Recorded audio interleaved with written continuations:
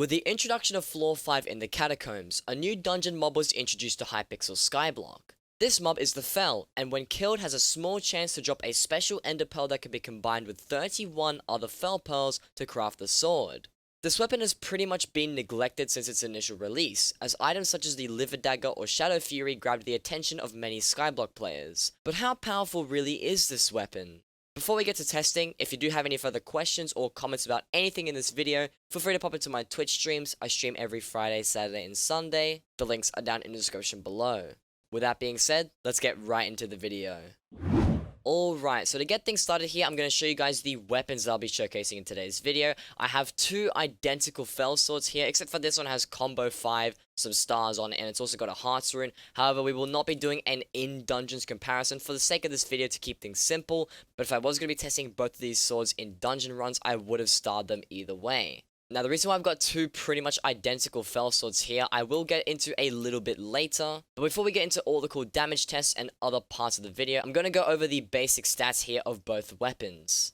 So, as you can see here, I've got a sharp Fel Sword. We have sharp as the reforge because it gives a lot of crit damage and also a pretty decent amount of crit chance. But this weapon has 210 damage and 155 strength, including the hot potato books, alongside 17% crit chance and 115% crit damage if you use the sharp reforge. Now, if I compare these stats over to something like my Liver Dagger here, you can see that with the Fabled Reforge and also Fuming Hot Potato Books, it is a little bit stronger. However, 240 damage versus 210 damage. If this was Fuming, it would only be about 20 damage less than what my Liver Dagger has, and the strength is also fairly comparable, being 155 with normal Hot Potatoes and the Livid being 165 with Fumings.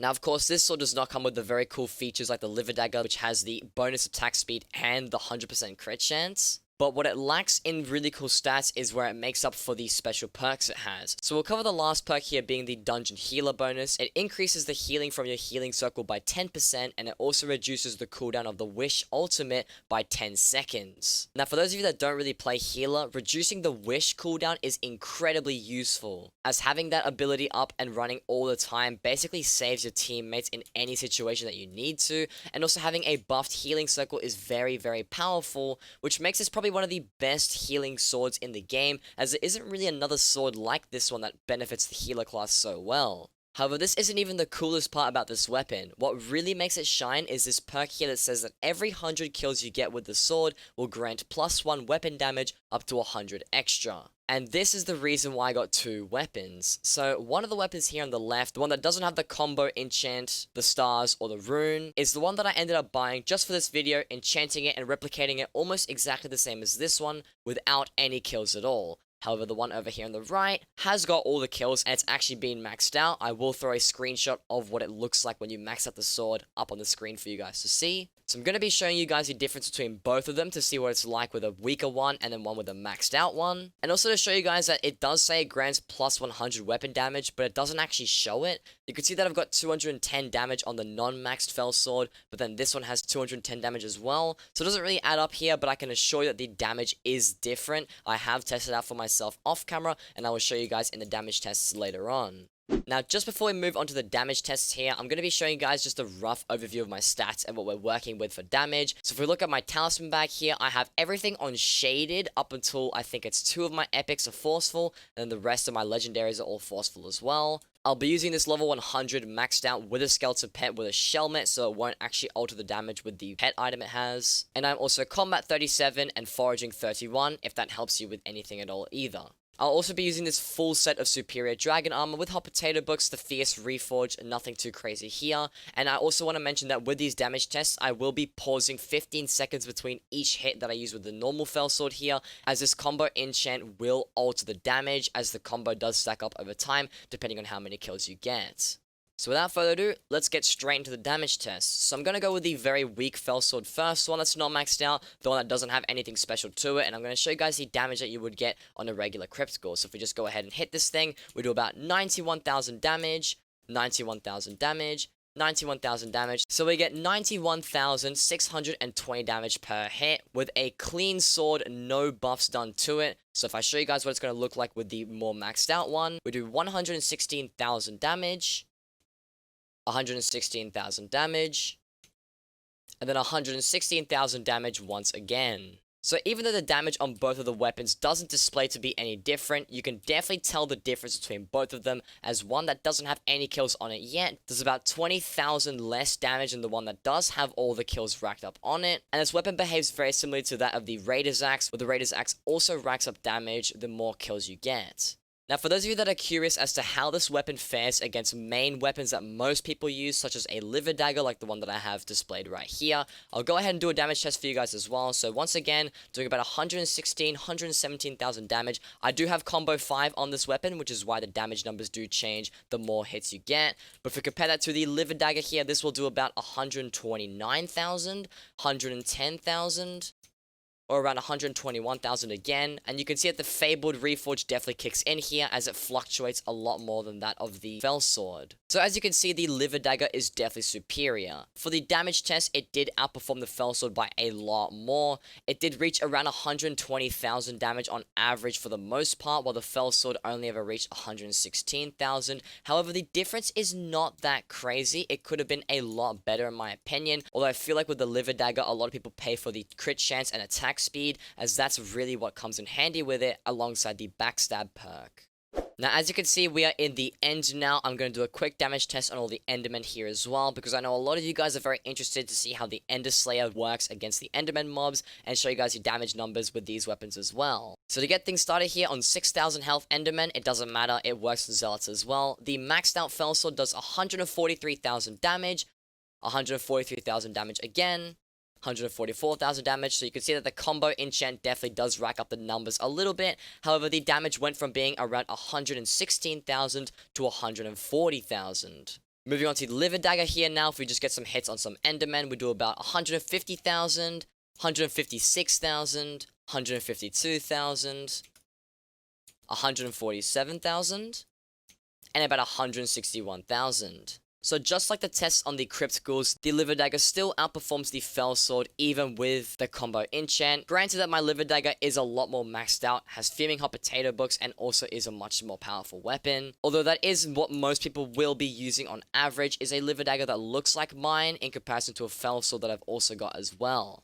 So as you guys saw there, the Fel Sword definitely compares very well against a weapon like the Liver Dagger. The damage difference wasn't incredibly drastic, being around a 4k difference when fighting Crypt Ghouls, and about a 15k difference when fighting Endermen. Now when it comes to answering the question of whether the sword is worth buying or not, we have to go over a couple of things before we make a final decision. Now the first one is going to be the cost. If this weapon is very expensive and hard to get your hands on, it's definitely not going to be worth buying one where you can buy something like the Liver Dagger, which does pretty much the same thing but slightly better if it were a cheaper price. Now to get that question out of the way, I will tell you guys that this weapon did cost me 100,000 coins lowest bin price for a clean one, and then slapping all the enchants on it of course didn't cost me anywhere near a million. I did have some of the books already, but I crafted a lot of them and it was very cheap, so overall I would say this weapon costed me around 1,000,000 coins for the hot potatoes, the enchants, and the sword itself. Now granted, the one that I did borrow here does have the combo enchant and it's also been starred, although these were not relevant for this test as that's not what we were testing in this video.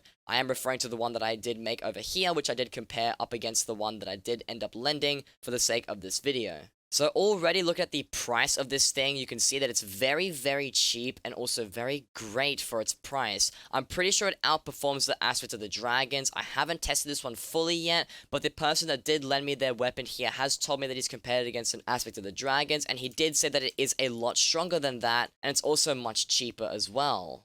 However, despite this weapon being incredibly cheap and very easy to get your hands on, you also need to remember that you have to rack up all of the kills on this thing in order for it to reach its full potential. Now, reading through the perks saying that every 100 kills with this sword will grant you +1 weapon damage and up to 100 of that extra. At first, it kind of sounds like it's going to take you a long time to get all the kills on this thing, but if you run a lot of dungeons or just do some Slayer or maybe just do some everyday regular farming, 10,000 kills on a weapon really isn't that hard to get. It is around the same as the Raider's Axe, or the Raider's Axe might actually be more. I'm not 100% sure, I haven't used one in a very long time, so I wouldn't really know. But what I can say is that 10,000 kills really isn't too much, and it's easily achievable by most players.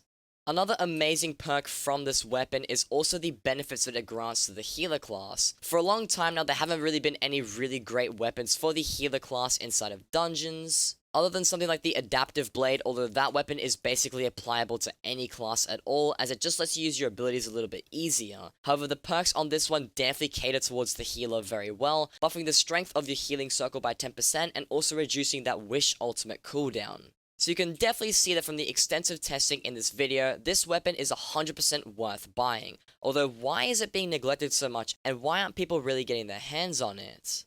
Well, to answer that question, it's fairly simple. If we once again compare the stats of the Fel Sword to something like the Liver Dagger here, you can see that the Liver Dagger provides a 100% crit chance as a base stat on the weapon, and it also provides 100% attack speed, also being a base stat for this weapon. Now, having these two stats just by default makes it so you don't have to reforge any of your talismans to anything special. And it also means that you don't even have to worry about your armor reforges or anything at all, because you're already getting 100% attack speed and you're already getting 100% crit chance.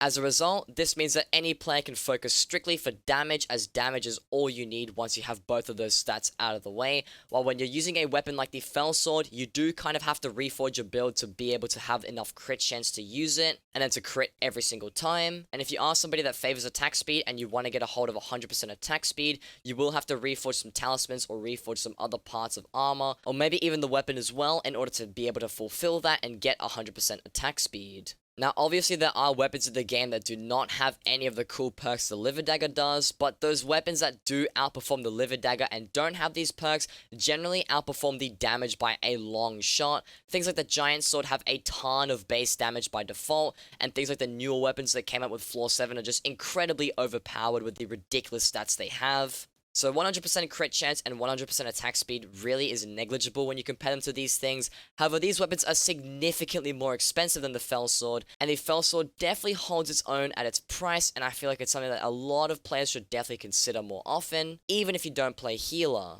And with all that being said, that's going to wrap up everything for today's video. So hopefully you guys did enjoy this and find it useful or informative in some way. If you did, be sure to leave a like and consider subscribing to my channel, as I do upload these Hypixel Skyblock videos every Wednesdays and Fridays. Another quick thing to mention, if you do have any further questions, comments, or suggestions about this video, feel free to pop into my Twitch streams. I stream every Friday, Saturday, and Sunday. The links are down in the description below.